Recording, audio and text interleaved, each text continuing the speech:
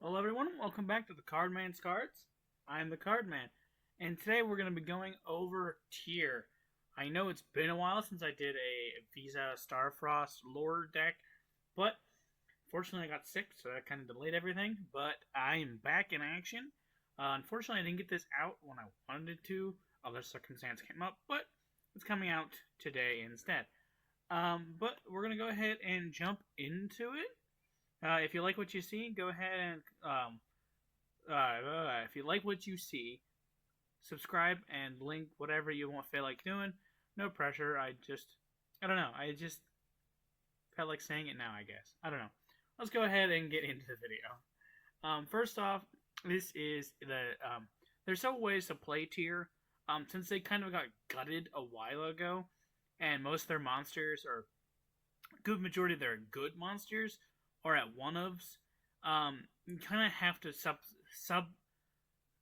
substitute a lot of the things you would play with here with other archetypes or things that would benefit.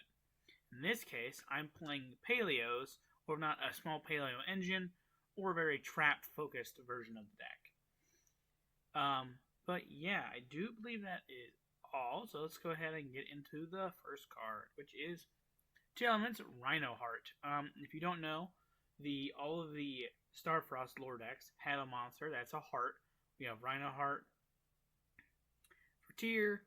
We have Rune Heart for Vanadium. Reich Heart for Scareclaw, and then we have no, it's not Rise Heart. Is it Rise Heart? Might be for Cashier. I don't remember exactly his.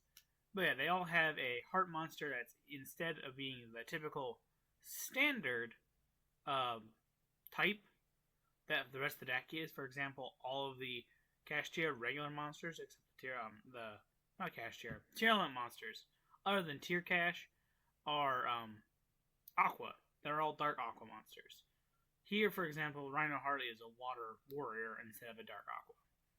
That's mainly just because they differentiate those from the other ones. Rykart, for example, he's a dark warrior instead of an earth beast. So, done with all the explaining out of the way, let's just get into it before it gets any longer and people just start scrolling through the video, I guess. First off, we have 3 Rhino Heart, a water level 4 warrior, 15 at 21. That's all the same stats for any of the heart monsters. I do believe Visa Starfrost has their stats reversed, so he's 21-15. I'm not 100% sure about that. But if this card is normal or special summoned, you can send one Tearelements monster from your deck to the grave, except Tearelements Rhino Heart. If this card is sent to the graveyard by a card effect, will summon this card, but banish it when it leaves the field. Also, if you do send one Tearelements card from your hand to the grave, each effect of Tearelements Rhino Heart once per turn. So, the main function for this is sending your other tier names to poly or get their effects off, also sending an additional card if this card gets sent off of other effects, mainly because the entire deck revolves cards being sent to grave and then returning themselves to grave due to other effects. Or milling cards. So basically, Rhino is mainly one of your starters. Tier Cash is also a starter as well. The deck's fairly mainly oriented to go second. Going first, because it's a trap deck. You want to go first with this. And just polying as you see fit. Next up, we have 3 Tearelements Cashier, level 7 water psychic effect, 23-12. During the main phase, quick effect, you can summon this card from your hand by banishing one Cashier or Tearelements card from your hand or grave. If this card is normal or special summon, you can send the top 3 cards of either player's deck to the graveyard. If this card is sent to the grave by a card effect, you can send the top 2 cards of your deck to the graveyard. And each effect of Tearelements Cashier once per turn. So, basically, if you summon it, it mills 3. If it's sent to grave, you mill 2. Basically, it mills either way. It's just depending on where it's milled from or what activates, depending on what you mill. A very good card, especially because you can hit some of the other names that want to be in grave, such as Backjack or any of your Paleo monsters that can summon themselves being activated trap card, or any of the tier cards because a lot of them have engrave effects. Next up, we start off with the regular tier monsters that are all one-ofs. We have Tearelements Sheeran, a level 4 Dark Aqua, 18-13. During your main phase, special summon this card from your hand, and if you do, send one monster from your hand to the graveyard. Then send the top 3 cards of your deck to the grave. If this card is sent to the grave by card effect, except during damage step, fusion one fusion monster from your extract by placing fusion materials mentioned on it from your hand, field, or graveyard, including this card, from your grave on the bottom of the deck in any order. Use each effect of Tearelements Sharon once per turn. So, it's a free body, and if you summon it, you mill 3, and if it's sent to the grave by card effect, you can poly with it. You understand why this deck got really, really power crept and got many cards hit on the ban list. They have 3 cards that are limited and 1 card that's completely banned, which is one of their fusion cards, which basically allow you to mill 8 if you use Sharon on top of it, which is nuts. Next up, we have Tearelements Deck at level 3, Aqua Dark effect, 16,000. Your opponent activates a monster effect on the field. Quick effect, you can special summon this card from your hand, and if you do, send the top 3 cards of your deck to the graveyard. If this card is sent to the graveyard by card effect, except for the damage it, fusion summon 1 fusion monster from the extract by placing fusion materials mentioned on it from your hand, field, or grave, including this card from your graveyard on the bottom of the deck in any order, using each effect of Tearelements Deck once per turn. So, I do believe all of the regular tier monsters have that poly effect, but their summoning mechanics are a little bit different. For example, Havness is a opponent activates effect, you can just summon it. And if you do, some mill 3. Sharon, you can summon it and then discard a card. Send a card from your hand to the grave, then mill 3. And I do believe the last one, Merly, right? Yeah, Merly is also different. So let's go ahead and get to Merly. On level 2, Dark Aqua effect, 800 2k, big defense stat. This card is normal or special summon. You can send the top 3 cards of your deck. This card is sent from the graveyard by card effect, except during a damage step. You can fusion 1 fusion monster from your extract by placing fusion materials mentioned on it from your hand, field, or grave, including this card from the bottom of the deck in any order. You can use each effect of Merly once per turn. So Merly is basically your good normal summon if you just want to mill. So yeah. I do believe that is all for the Tearelements monsters. Sadly, you would be running like 2 or 3 of each of these if they were not at 1, because the tier used to be tier 0 and really painful, especially with the Ishizu card, the Earth Fairy support that got hit a while ago. Next up, we have 1 Danger Nessie, a dark level 7 Aqua monster. Main reason you're running Nessie, well, the danger card specifically, is because either you pitch it or pitch another name that you want in grave or trigger because it's sent to grave by card effect, and or just for types, basically just to poly into different monsters. Because Nessie is the same attribute and type as all the tier monsters, so it counts as certain fusions.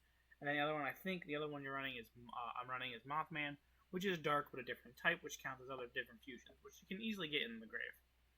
But instead of talking about it, let's go ahead and get over it. You reveal this card in your hand. Your opponent randomly chooses 1 card from your entire hand and discards the chosen card. If the card is discarded was not Danger Nessie, special summon Danger Nessie from your hand. If you do, draw a card. This card is discarded, and add 1 danger card from your deck to your hand, except Danger Nessie. Using each effect of Danger Nessie once per turn. So, you reveal it. Your opponent chooses 1 card. You send that card to the grave. If it's not Nessie, you summon Nessie, draw a card. If it is Nessie, you add another danger monster. The other danger monster being Danger Mothman, level 4, Dark Insect, 18 to 400. You reveal this card in your hand. Your opponent randomly chooses 1 card from your entire hand and discard that chosen card. And if this card was not Danger Mothman, summon 1 Mothman. If you do, draw 1 card. If this card is discarded, both players draw 1 card. Then both players discard 1 card. You each effect Danger Mothman once per turn. So, Mothman, I think all the dangers work that way. Basically, you reveal them, and then your opponent chooses 1, discard it, and if it's not that, you summon it and do a thing. Mothman is like Nessie, you draw a card, and then if it is Mothman, both players draw a card, and then both players discard a card. Which is fine, because there's a lot of cards in here you want to discard by card effect. And then it'll trigger stuff. And then the last monster we're playing are 2 Absolute King Backjack, a level 1 Dark Fiend, 0/0. Backjack is very trap-oriented, so he used to be played in Pure Paleo or Paleo Toad. And if you remember that, back in the day before Rodin got hit, But yeah, he's very trap oriented. Since you're running so many trap cards, he's very helpful. Mainly because he allows you to basically play around with your traps as much as you want. Because during your opponent's turn, quick effect, you can manage this card from the graveyard, activate the top card of the deck. If it's a normal trap, send it to your field. Otherwise, send it to the grave. That side card can be activated this turn. If this card is sent to the graveyard, you can look at the top three cards of your deck, place them in the deck in any order. You can use each effect of Absolute King Backjack once per turn. So, if you mill Backjack off any of your effects, you look at the top three cards of your deck, put them back in any order, and then during your opponent's turn, you can banish it, hit the top card of the deck, and then place a normal trap if there is one. Which, if you're doing Backjack, you're normally going to hit or place one accordingly, depending on what else is there. So Backjack's really helpful for just getting your trap cards into play or into rotation, depending on the context. So that's it for monsters. I know not very many monsters, but you necessarily don't need to see them because you're going to be milling a lot of cards to really make the deck really consistent. There's also a version of this deck that's 60 cards. Basically, a bunch of other random trap cards, more paleos like Canadia or Olenoids to pop and spells and stuff. But other than that, move on to the spells, not traps. There's only like 6 spells. Sorry, 5. First one is Primal Planet Pelarino. This is the tier field spell, one of the 2 they have. This is the better one of the 2. Basically, it acts like any of the other planet field spells where you add a name and then do a thing if you have a certain condition. When this card is activated, you can add one Tearelements monster or Visa Starfrost from back to hand. Fusion monsters and Tearelements monsters you control can run under attack. If a tier monster you control is in the graveyard, return to the deck for extra, except for the damage set, you can target one card in the field, destroy it. You can use each effect of Primal Planet Pelarino once per turn.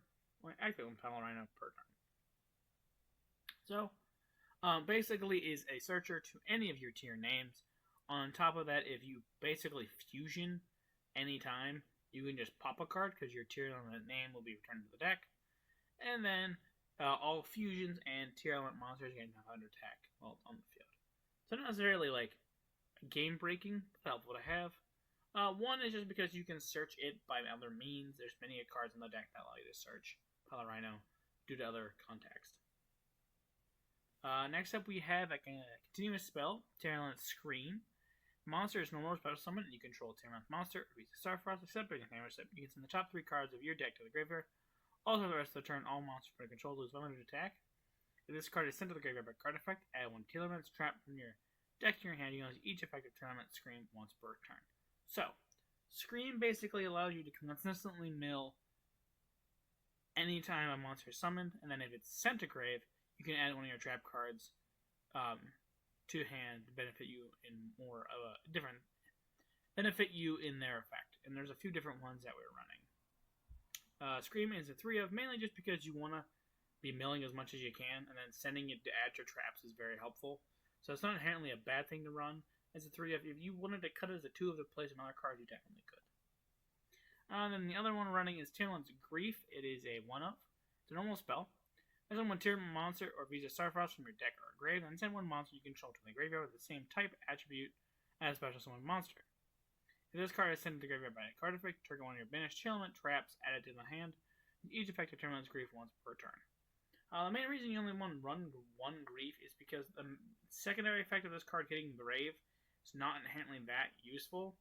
So it's a good effect if you can see it, and most of the Tearelements spells and traps are searchable by other means. So you don't inherently want to hit this card when you're milling. You want to draw into it or open it for its effect. Let's go ahead and move on to the traps. We have Tearelements Solek. I'm not sure how to pronounce this one. It's a continuous trap card. If you control a Tearelements monster or Visa Starfrost, you can target one effect monster your opponent controls, negate its effects, and send one monster you control to the graveyard. If this card is sent to the graveyard by card effects, you can add one Tearelements monster from your deck to your hand. You can only use each effective Tearelements Solek once per turn. So it's a negate if you control a tier.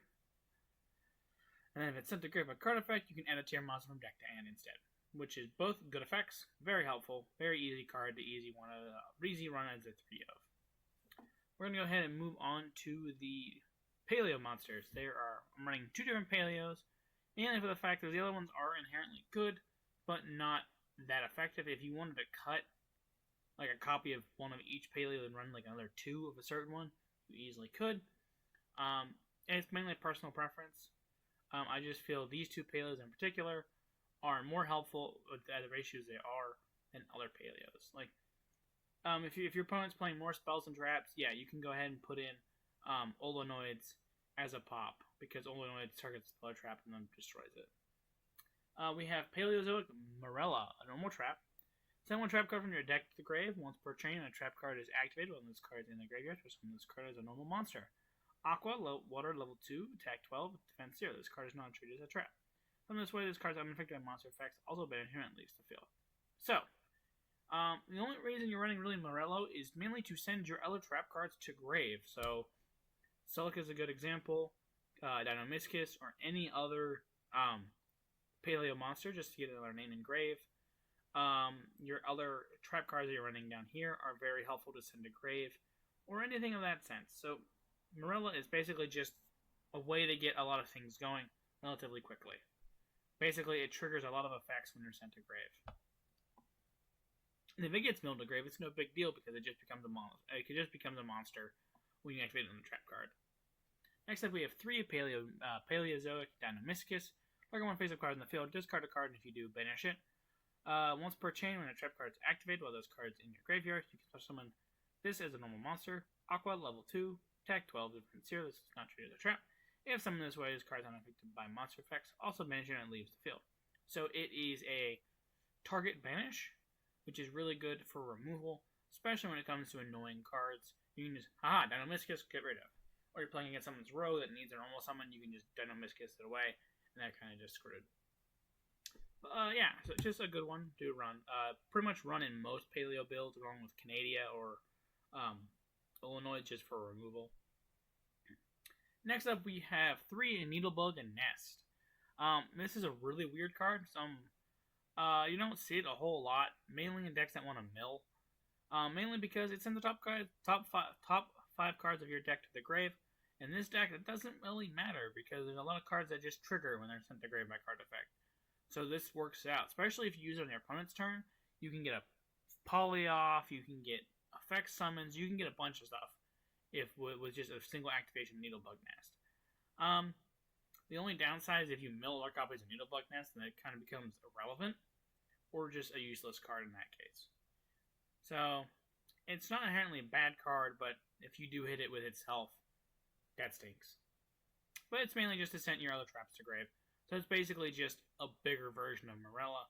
Morella just sends 1, this sends 5. So yeah, this is a good card. The next up we have 3 Destructive Karma, Daruma Karma Cannon. If you play Destina, then you know what this card does, just because Destina is basically this, but better. Changes many monsters on the field to face down the defense position.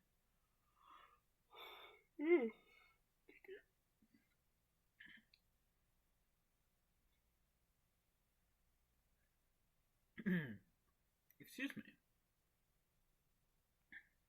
And if either player controls a face-up monster, they must send all face-up monsters they control to the graveyard. Basically, this is a Book of Moon on anything that's possibly going to face down, and then any other face-up cards that are still in the field get sent to the grave. So, which sucks. So, basically, any Link monster that's still on the field just gets sent. So, yeah, that's annoying. Mainly just to stop plays, because you can poly with your face-down cards, so it doesn't necessarily impact you all that much. But getting rid of your opponent's cards or booking them is very helpful. Next up, we have 2 Rise to Full Height. This is a weird, interesting trap. It's kind of like a floodgate, but not. It's been seeing a bit more play due to the fact that a lot of the floodgates we've had are now no longer playable or at 1, which are not really necessarily good to run anymore. You can target 1 face-up monster on the field, double its defense, but its defense becomes 0 at the end of the turn. You can banish this card from your graveyard, then target 1 monster your opponent controls. You control your opponent's monsters cannot target. cannot attack for the rest of their turn except that monster. You only activate one rise to full height per turn. So, the monster you target gets double defense for that turn only and then becomes 0. But your opponent can only target that monster for attacks. Example, say you target Backjack. His attacks wouldn't change, but then you use an effect of Poly with Backjack. Your opponent cannot attack anything because that target is no longer there, and your opponent can only attack that target. So basically, it mitigates the entire battle phase, which is really annoying, and basically saves you a lot of battle damage if you can get this to resolve, especially on a monster that you know can easily be beaten over by your opponent or can remove by other card effects. It's annoying, I will give you that. I've played against this deck a lot because one of my close friends loves control decks, and this thing sucks to play against, and Rise of Full Height is annoying. Next up, we have a bunch of one-ofs that are inherently just good cards that necessarily don't want to see too many copies of Engrave just because you don't want to have to keep resolving them, or they do resolve and they don't necessarily need to be there multiple times. First up, we have Transaction Rollback, a very powerful card that is stupidly broken that I'm assuming will get hit at some point just because of its stupidity. You pay half your life points and target, so Judgment. You target one normal trap in your opponent's grave, except Transaction Rollback. This effect becomes that card's activated effect. Manage this card from your graveyard, pay half your life points, and target one normal trap in your grave, except itself. This effect becomes that card's activation. You can only use effective Transaction Rollback effect per turn and only once that turn. So, you normally never want to set this card because your opponent is normally not running traps. But if they are, like say they're running Imperm, great, you basically get an Imperm. But the main benefit of this card is if you can mill it off of Morella, for example, perfect card to send this with, or Needlebug Nest, or any other means, you can target any normal trap in your grave and duplicate the effect. So say, for example, that you have a Dynamiscus in grave, boom, a Banish. Say you have Destructive Karma Cannon, boom, DTK. See, you have Rise to Full Height, boom, you have a Rise to Full Height again. Chat, it's such an annoying way to do anything, and it's just frustrating, especially because I do believe you can recycle it with Grief, right? No, sorry, that's Tear Traps. But still, annoying card. Very annoying. Next up, we have Tearelements Karma. You target one Vsauce in your monster, in your speller. One Visa Starfrost in your monster zone, add one, and when effect monster controls, negate the opponent's monster effect, and if you do, target monster gains attack equal to their original attack and defense of that monster, whichever is higher. You don't use that effect at all, just mainly because you don't run Visa Starfrost at all. But the effect you're using this for is the secondary effect. You can banish this card from the grave, and one speller trap that mentions Visa Starfrost from your deck to your hand except Tearelements Karma. You only use the effect of Tearelements Karma one effect per turn. So, another good card to send off of Morella, Needlebug Nest, mill off of any of the tier names, anything like that. For the fact that you can add any tier spell or trap, because all tier spell and traps mention Starfrost. Your field spell does, Scream does, Grief does, Sulic does, next one we're going to go over does. They all mention Starfrost. So basically you can add any tier card you want. It's just, oh, this card got sent to grave. Banish and a tier card. Woohoo! Pretty nuts. I necessarily wouldn't say this is beneficial in most tier lists, but if you're playing this variety, beneficial. Next up, we have a Vivid Tail. It has SP on the art, which looks cool. You can target one card you control, turn it in the hand, and if this card's in your graveyard, you can target one face-up card you control, send this card, set this card up, management leaves the field, and if you do, return that face-up card to the hand.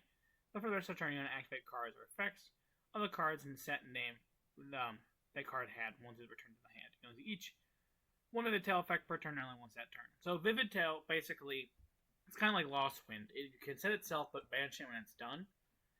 So you target a card you control, turn it to the hand, and then if this card's engraved, you can target a face-up card you control, set that card, but bounce it back to hand, and then you cannot activate the monster that you returned with it effects, and you only get one Vivid Tail per turn, and then you can activate it again, but it vanishes when you activate it a second time. So inherently a good one of. Especially if you hit it off a backjack or anything like that, or Morello. You can just set it, just to set it, because it still does stuff in grave. It's a very good effect that way. Next up, we have Tearelements Meta Noise. If you control a Tearelements monster or piece of Starfrost, target one face-up monster you put on control, change it to face-down defense, and send one tier monster from your deck to the grave. This card is sent by card effect to the graveyard. Target one Tearelements monster in your graveyard. Add it to your hand. You only each effect Tearelements Meta Noise once per turn. The main reason this is just a one-of, its first effect's okay. You could easily put this to 2 if you so liked. The secondary effect is just kind of meh, because there's not many tier monsters that you necessarily want to add back from grave. Most of the time you're fusioning with them, or just leaving them in there for other effects. Like, only one I can really think of is Rhino Heart or the Tier Cache, mainly because they don't necessarily do anything in grave other than just there. And lastly, for trap cards, we have Lost Wind. It's basically imperm, but not. Target special summon monster on the field, negate its effects. Also, its original attack becomes half. If a monster is special summoned from your opponent's hand, extra deck those cards in the graveyard, except on a damage step, you can set this card with mention it leaves the field. So, it is an imperm for special summon monsters, which in today's game is not hard. And then if your opponent summons from the extra deck those cards in grave, you can set this card again.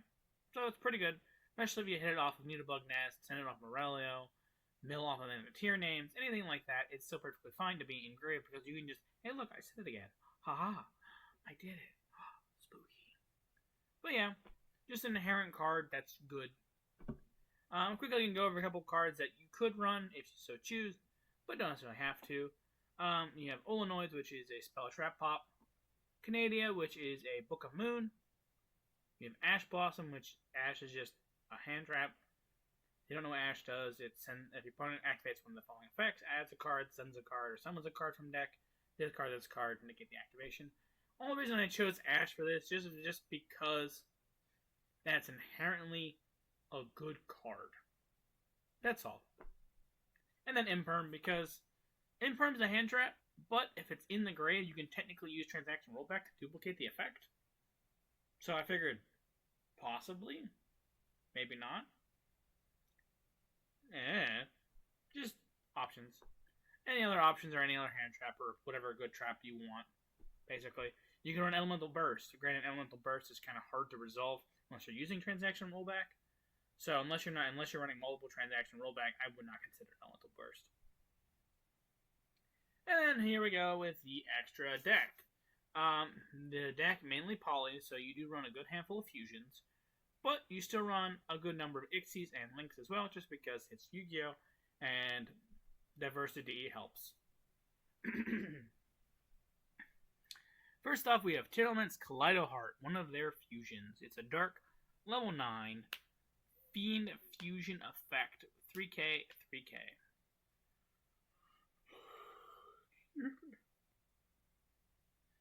Its fusion materials are Tearelements Rhino Heart and 2 Aqua Monsters. So, Rhino Heart, and then any of the other regular tier names. Merly, Havness, or Morello. Not Morello, fuck. Sharon, there we go. Any of those guys. Cannot be used for fusion material. This card is special summoned, or an Aqua Monster is sent to the graveyard by card effect. While those cards in the field, you can target one card your opponent controls, shuffle into the deck. This card is sent to the grave by card effect, special summon this card, and if you do, send one Tearelements card from your deck to the grave. You only use each effect of Tearelements Kaleido Heart once per turn. So, if it's fusion summoned, target one card, shuffle back of the deck, and then if you summon an Aqua Monster, shuffle a card back in the deck. You can only use that effect once per turn. So basically, the turn you summon it, you get it, and then the following up turns, you can use it again if you hit an Aqua Monster. And then its secondary effect of this card sent to the graveyard by card effect. So if it's Regeki, Lightning Storm, any by that means it just floats, summons itself back, and then sends a tier card. So basically, hey look, another monster, or Poly, or whatever.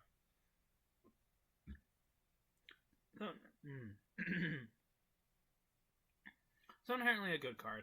The other tier fusion, I forget what the name off the top of my head.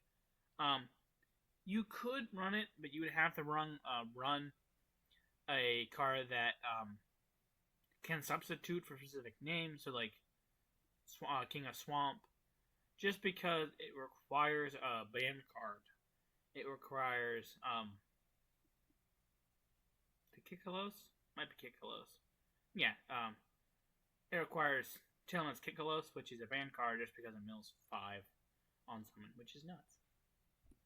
Next up, we have some generic fusions. We have Predaplant Dreaded Sepalio, a level 8 Dark Plant Fusion effect, 2719. 1 fusion monster plus 1 dark monster, which is not hard to do. Once per turn, you can quick effect target 1 face-up monster you currently controls, place 1 Predacounter on it, and if it does, it's level 2 or higher, it becomes level 1 as long as it has Predacounter on it. When a monster effect activates with opponent resolves, negate that effect, and if you do, monsters have Predacounter. Wait, let me read that. When a monster effect is activated by opponent's resolves, negate that effect if that monster has a Predacounter on it. So,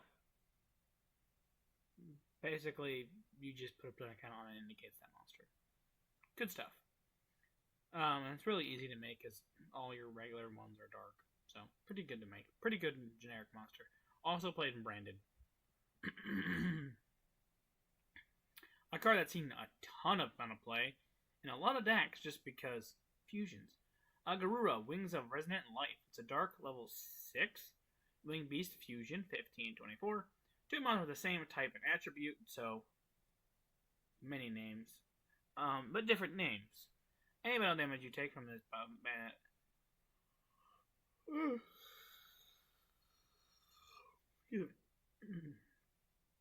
excuse me, involving this card is doubled. This card is sent to the graveyard. You can draw 1 card. You can only each effect of Garura, Wings of Resonant Life once per turn. So, basically, it just becomes +1. You make it, you +1, and then you make other stuff. That's basically all this card's used for. It's a good inherent card, but most people just use it for polymaterial, if not a way to just get the effect to trigger. And the last fusion we have is Muddragon of the Swamp, a level 4 Water Worm Fusion, 1916. 2 monsters with the same attribute but different types. Opponent cannot target this card with monster effects with the same attribute as this card. With card effects, once per turn, quick effect, you can declare 1 attribute. This card becomes that attribute until the end of the turn. So, what you basically do is declare an attribute that is the same across your board, so more likely dark. Your opponent cannot target your dark monster with effects. Pretty good. Especially because you can gobble most things with it. So, helpful by that standards. Moving on to the Ixies, we have Divine Arsenal AA Zeus, Sky Thunder. He is a level rank 12 Light Machine Ixie, 3k, to level 12 monsters on a material. And then once per turn of Ixie monster battle this turn, you can Ixie summon this card. Zeus once per turn by using a monster you control as material. And then quick effect, you can detach your material from this card, send all the cards in the field to the grave once per turn. Another card is to show by battle or card effect. You can attach 1 card from your hand, deck, or extra deck to this card as material. So it's basically just sends all of the cards on quick effect speed if an Ixie monster you control attacked, which is very good. You have Blue Helmet Shark, because you run a bunch of 4s. You run 3 different 4s that are inherently easy to summon. And then you just summon Toad. We have Paleozoic. Sorry, I should probably. He's a rank 4 Water Sea Serpent Ixie with 2k, 26 and 21. And once per turn, you summon detached materials, so summon a rank 3 or lower Water Ixie monster from your action deck, and that cannot be attacked for the rest of the turn.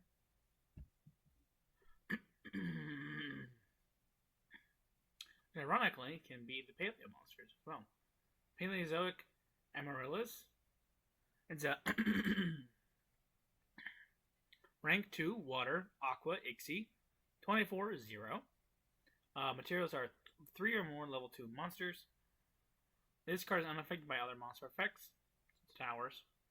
Once per turn, if a trap card is sent from the spell trap zone to the graveyard except during the damage step, you can exit the top card of your deck, and if it's a trap card, add it to your hand, otherwise into the grave. Once per turn during either player's turn, if this has a trap card as an extra material, you can detach one material from this card, target one card in the field, destroy it. So it has a Towers effect on top of if it has a trap card as a material, which you will because you're going to make it with the Paleo monsters. You can just target a card and destroy it. So very effective in that sense.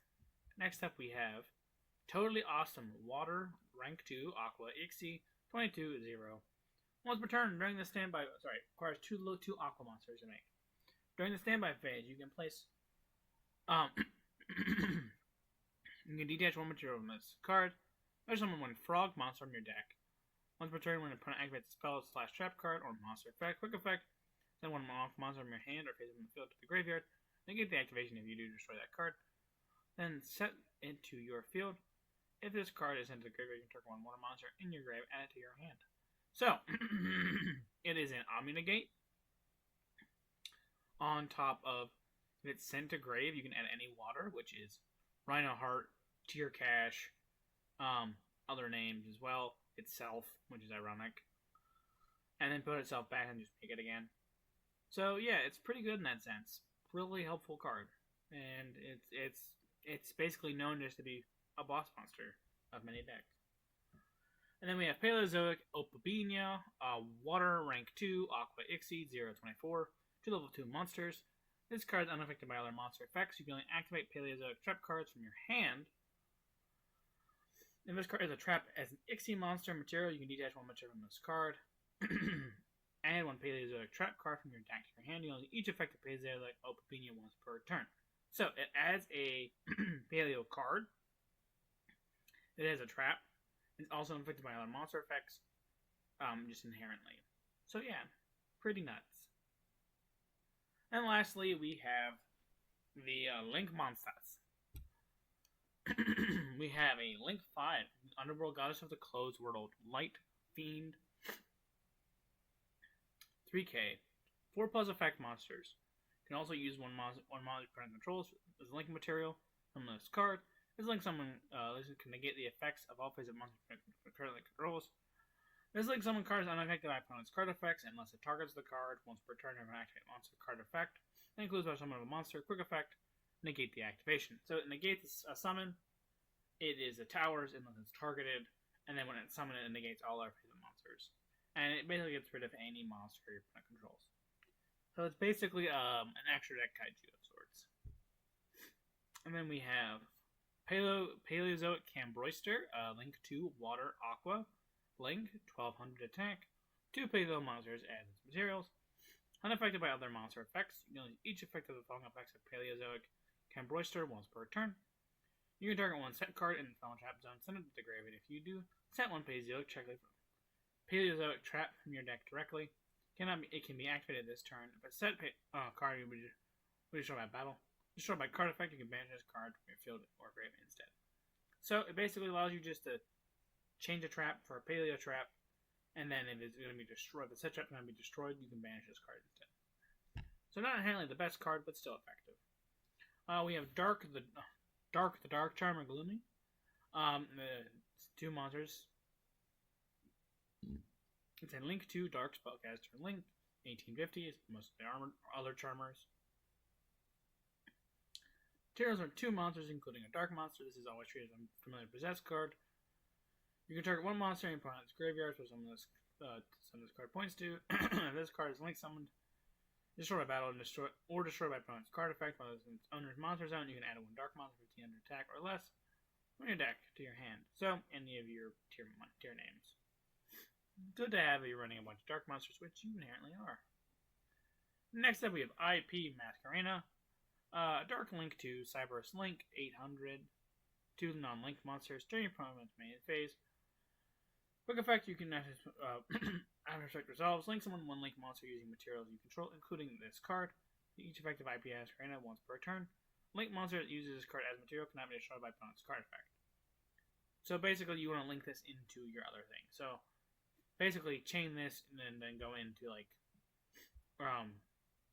Underworld Goddess, Cramboyster, Dirt Charmer, Gloomate, anything like that. And lastly, we have 1 Relinquish Anima, a Dark, Link 1, Spellcaster, Link, a 0 attack, target 1 level 1 monster, 1 level 1 monster except the token or the materials. You're going to target 1 monster you discard points to, equip that face-up monster to this card, maximum 1, is each effective relinquished Anima once per turn. This card gains attack equal to the equipped monsters. So, this is good if you're running a bunch of level 1s, which we happen to have like 1 or 2, I think. Yeah, we have Backjack. So basically, if you normal summon Backjack and put it as a big monster in the EMZ column, you can just basically normal summon Backjack, link Backjack off into Anima, and just take the monster, which is inherently fun and annoying. But yeah, I do believe that is it. Yeah, so Tear is an interesting and powerful deck. Probably one of the best decks that's ever made. Not super powerful now, but if it ever starts coming back to full power, ooh, that's going to be terrifying. Just because they have so many cards banned that it's just such a limited pool of cards to work with. You have to supplement a lot of the deck with other cards. But until next time, this has been the Cardman's Cards. I'm the Cardman. This has been Paleo Tier. Like, comment, and subscribe. And until next time, keep collecting. Bye.